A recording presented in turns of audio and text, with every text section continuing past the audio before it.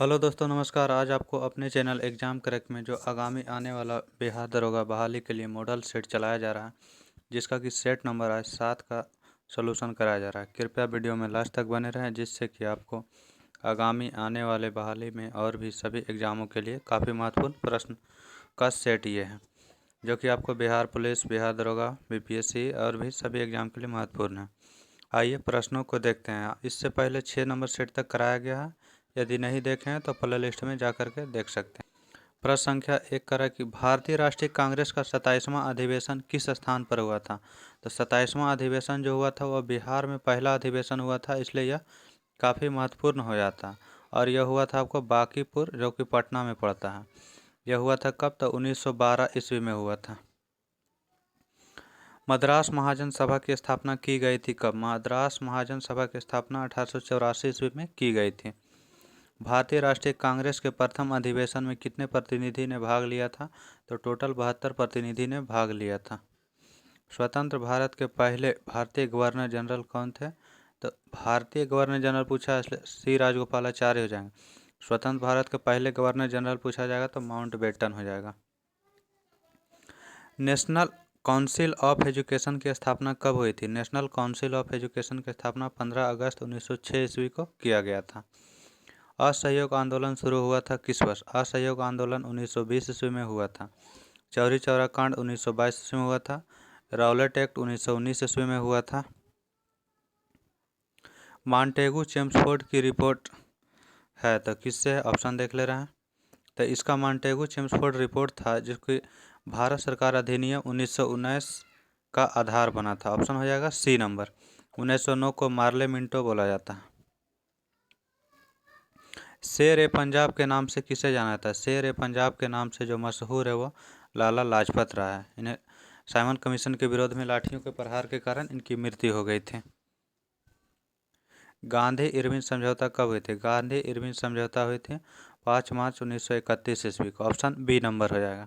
1930 ईस्वी में प्रथम जो लंदन में हुआ था गोलमेज सम्मेलन, प्रथम सम्मेलन हुआ था। 31 में द्वितीय और 32 में तृतीय गोलमेज सम्मेलन। कार्यान्वयन में से कौन सा गोलमेज सम्मेलन 1932 ईस्वी में हुआ था? प्रश्न रिपीटेड कर गया। 10 नंबर प्रश्न का आंसर हो जाएगा 1931 ईस्वी में। सॉरी, क्वेश्चन क्या बोला है? 1932 ईस्वी में हुआ था। 1932 ईस्वी में तृतीय गोलमेज सम्मेलन हुआ था। पहला गोलमेज सम्मेलन 1930 ईस्वी में हुआ था, दूसरा 1931 ईस्वी में हुआ था और तीसरा 1932 ईस्वी में हुआ था। चौथा नहीं हुआ था। तीसरे गोलमेज सम्मेलन तक ही हुआ था। आंसर हो जाएगा सी नंबर। अभिनव भारत से कौन संबंधित है? अभिनव भारत से बीडी सावरकर संबंधित है। करो या मरो का संबंध किस आंदोलन से? करो या मरो का संबंध भारत छोड़ो आंदोलन से है। किसके प्रयत्नों से बिहार में प्रांतीय कांग्रेस का दूसरा अधिवेशन हुआ था? तो किसके प्रयास से हुआ था बिहार प्रांतीय कांग्रेस का दूसरा अधिवेशन? तो यह दीप नारायण सिंह के प्रयत्न से हुआ था। स्वराज मेरा जन्मसिद्ध अधिकार है, मैं इसे पाकर रहूंगा, किसने कहा था? तो इसे कहा था बाल गंगाधर तिलक के द्वारा कहा गया था। हजारीबाग में बिहारी स्टूडेंट्स कॉन्फ्रेंस का 16वां अधिवेशन कब हुआ था? तो 1921 ईस्वी में हुआ था। बिहार के प्रमुख समाचार पत्र बिहारी के संपादक कौन थे? तो बाबू माहेश्वर प्रसाद। ऑप्शन नंबर डी जो है वही हो जाएगा, बाबू माहेश्वर प्रसाद। राजकुमार शुक्ला किस गांव के निवासी थे? तो राजकुमार शुक्ल का जन्म मुरली भरावा गांव में, जो कि पश्चिमी चंपारण में पड़ता है। ऑप्शन क्या हो जाएगा? तो ए नंबर ऑप्शन। श्री निवारण चंद्र दास गुप्ता थे, कहाँ से थे? तो यह पुरुलिया से संबंधित थे। कुंवर सिंह राजा थे, कहाँ के? कुंवर सिंह जो राजा थे वह जगदीशपुर के राजा थे। 1857 के विद्रोह में बिहार से नेतृत्व किए थे। लॉर्ड सिन्हा ने 1921 ईस्वी में कहाँ के गवर्नर पद से त्यागपत्र दे दिए थे? तो लॉर्ड सिन्हा जो गवर्नर थे वह 1921 में त्यागपत्र दिए थे। बिहार और उड़ीसा के गवर्नर थे। आंसर हो जाएगा ए नंबर ऑप्शन। सीडीपी एवं एनईएस के पुनर्गठन के लिए 1957 में एनडीसी द्वारा स्थापित समिति का नाम बताइए, जिसने ग्रामीण स्थानीय सरकार की त्रिस्तरीय प्रणाली का सुझाव दिया है। क्वेश्चन में बहुत लंबा लिया गया है, लेकिन जो भी पंचायती राज का त्रिस्तरीय का सिफारिश किया था वो थे बलवंत राय मेहता समिति, जिसका कि गठन 1957 ईस्वी में किया गया था। अशोक मेहता समिति का गठन 1977 ईस्वी में किया गया था। अगला करा, अशोक मेहता समिति ने निम्नलिखित में से सिफारिश की थी। अशोक मेहता समिति द्विस्तरीय पंचायती राज की सिफारिश किया था और इसकी स्थापना 1977 में हुआ था। आंसर बी नंबर ऑप्शन हो जाएगा। अगला प्रश्न है करा, चल योजना जिसे कि रोलिंग प्लान इंग्लिश में बोला जाता है के बारे में कौन सा विचार करना है। तो इसका करा कि सही कथन को चुनना है। ऑप्शन देख ले रहे हैं। पहला करा कि चालू वर्ष के लिए एक योजना जिसमें वार्षिक बजट शामिल होता है, यह सही है।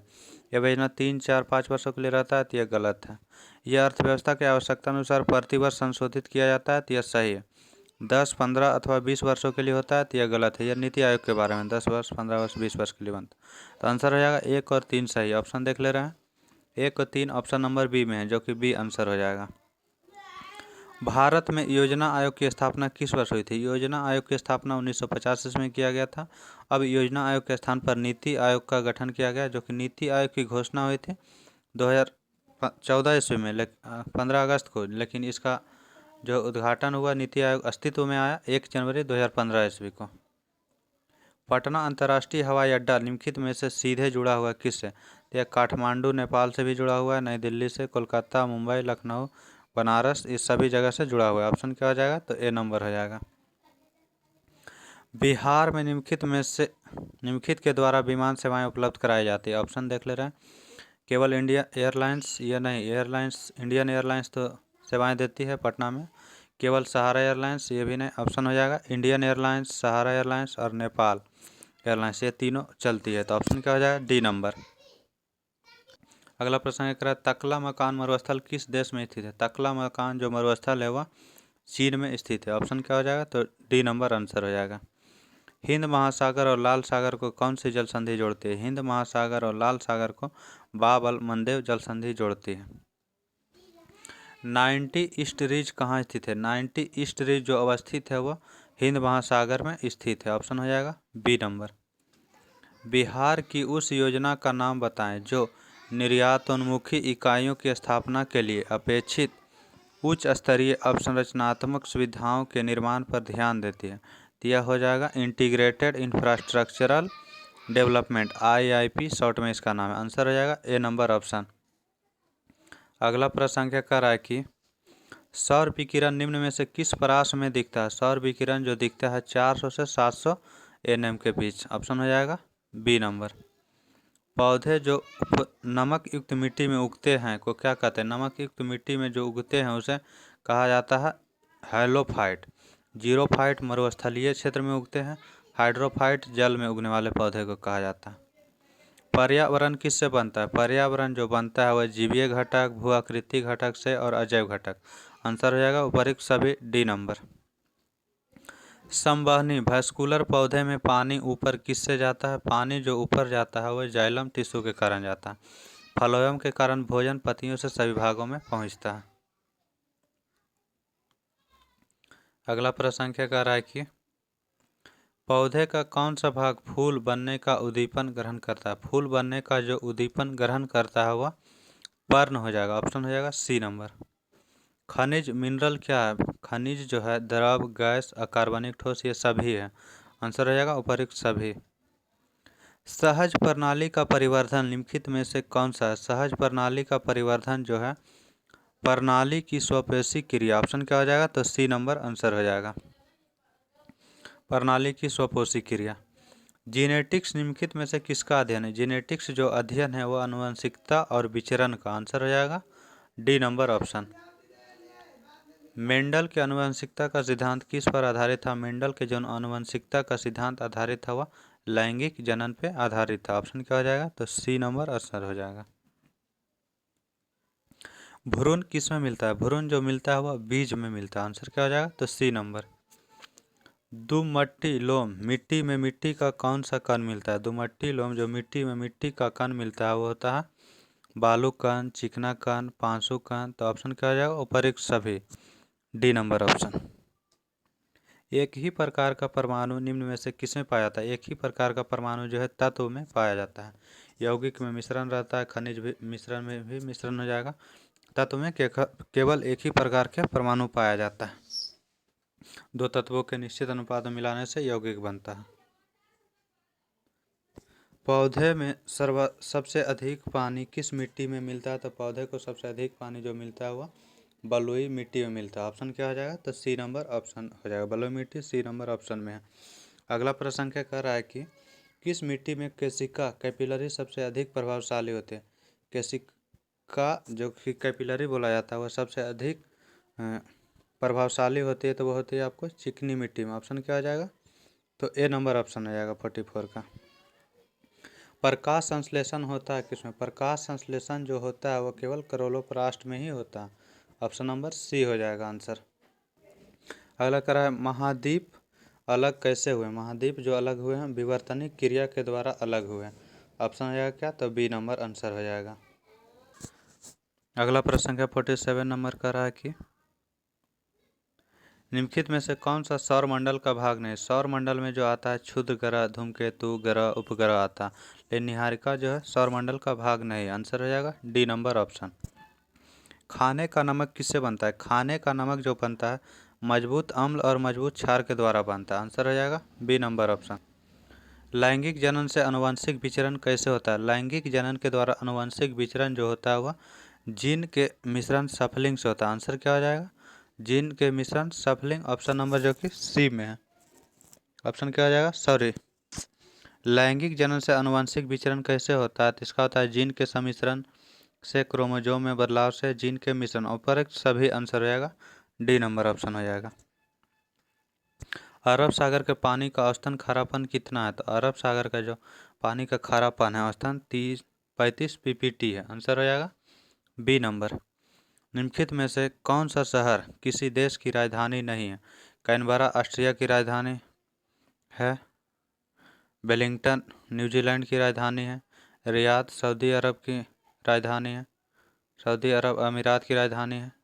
सऊदी अरब की राजधानी रियाद है, जबकि सिडनी ऑस्ट्रेलिया का एक शहर है। आंसर जो है हो जाएगा B number option.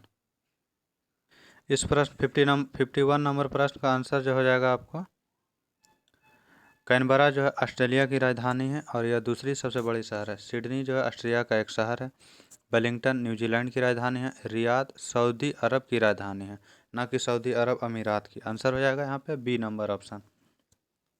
Durand Cup किस खेल से संबंधित है? डुरंड कप जो संबंधित है वह फुटबॉल खेल से संबंधित है। आंसर हो जाएगा क्या? था ए नंबर ऑप्शन हो जाएगा। अगला प्रश्न क्या है 2G स्पेक्ट्रम में जी शब्द किसके लिए प्रयुक्त होता है? तो जी शब्द जो प्रयुक्त होता है वह जनरेशन के लिए। ऑप्शन क्या हो जाएगा? C number. राज्यसभा में होते हैं, ऑप्शन देख लेते हैं। राज्यसभा में ऐसे टोटल 250 सदस्य होते हैं और जिसमें कि 12 सदस्य मनोनीत किए जाते हैं। तो आंसर क्या हो जाएगा? C number option. संविधान को 26 जनवरी के दिन लागू करने का निर्णय इसलिए लिया गया था क्योंकि कांग्रेस ने क्यों लिया गया था? तो इसलिए लिया गया था क्योंकि कांग्रेस ने स्थिति को 1930 में स्वतंत्रता दिवस के रूप में मनाया था, इसलिए लिया गया था निर्णय। लोक लेखा समिति अपनी रिपोर्ट प्रस्तुत करती है किसको? लोक लेखा समिति जो अपनी रिपोर्ट देती है वह लोकसभा स्पीकर को देती है। आंसर क्या हो जाएगा? तो बी नंबर ऑप्शन हो जाएगा। निम्नलिखित में से कौन सा एक सही नहीं है? कथन देखना है। पहला कथन कह रहा है कि धन संपत्ति के मामले में राज्यसभा शक्तिहीन है, तो सही है। आंसर क्या हो जाएगा? तो यह सही है। गलत कथन चुनना है। धन विधेयक की शुरुआत राज्यसभा में होती है, गलत है, लोकसभा में होती है। आंसर यही हो जाएगा। लोकसभा द्वारा पारित किए जाने के बाद राज्यसभा को 14 दिन के भीतर विधेयक को वापस करना होता है या पारित करना होता है, तो यह सही है। राज्यसभा किसी धन विधेयक को पारित कर सकती है अथवा कतिपय सिफारिश के साथ उसे लोकसभा को लौटा सकती है, यह भी सही है। आंसर हो जाएगा बी नंबर ऑप्शन, क्योंकि धन विधेयक केवल लोकसभा में पारित किया जाता है। अगला प्रश्न कर रहा है भारतीय संविधान द्वारा प्रदत्त निम्न में से कौन सा जो अधिकार है वह गैर नागरिकों को भी उपलब्ध है? तो कौन सा अधिकार जो गैर नागरिकों विदेशियों को मतलब कि प्राप्त है? संवैधानिक निराकरण का जो अधिकार यह केवल इन दोनों को प्राप्त है, गैर नागरिक को भी यह अधिकार प्राप्त है। जबकि अभिव्यक्ति की स्वतंत्रता केवल भारतीयों को प्राप्त है। देश में कहीं घूमने बसने की स्वतंत्रता, संपत्ति अर्जित करने की स्वतंत्रता, ये सभी भारतीयों को ही सिर्फ प्राप्त है। राष्ट्रीय सुरक्षा समिति का प्रधान कौन होता है? राष्ट्रीय सुरक्षा समिति का प्रधान पीएम होता है, प्राइम मिनिस्टर। ऑप्शन क्या हो जाएगा? B number. किस अनुच्छेद के अनुसार भारत के राष्ट्रपति द्वारा राष्ट्रीय आपातकाल की घोषणा की जा सकती है? राष्ट्रीय आपातकाल की घोषणा अनुच्छेद 352 के तहत किया जाता है। 370 में जम्मू कश्मीर के विशेष राज्य की चर्चा था, अब वो की हटा दिया गया है। 371 के क में नागालैंड राज्य के लिए विशेष चर्चा है। निम्नलिखित में से कौन सा एक सही नहीं है? गलत कथन को चुनना है इसमें से। सर्वोच्च न्यायालय का गठन 1950 में हुआ था, तो यह सही है। सर्वोच्च न्यायालय देश के उच्चतम न्यायालय जिसमें अपील की जाती है, यह सही है। सर्वोच्च न्यायालय कोर्ट मार्शल को छोड़कर अन्य सभी मामले अदालत में सुनवाई कर सकता है, कोर्ट मार्शल को छोड़ करके, तो यह जो है सही है। आंसर क्या हो जाएगा? सर्वोच्च न्यायालय कोर्ट मार्शल के साथ, तो कोर्ट मार्शल के जो है सर्वोच्च न्यायालय में नहीं किया जाता, इसलिए आंसर हो जाएगा डी नंबर ऑप्शन। राज्य सरकार का संवैधानिक प्रमुख कौन होता है? राज्य सरकार का संवैधानिक प्रमुख राज्यपाल होता है, जबकि वास्तविक प्रमुख मुख्यमंत्री होता है। आंसर यहाँ पे हो जाएगा बी नंबर ऑप्शन।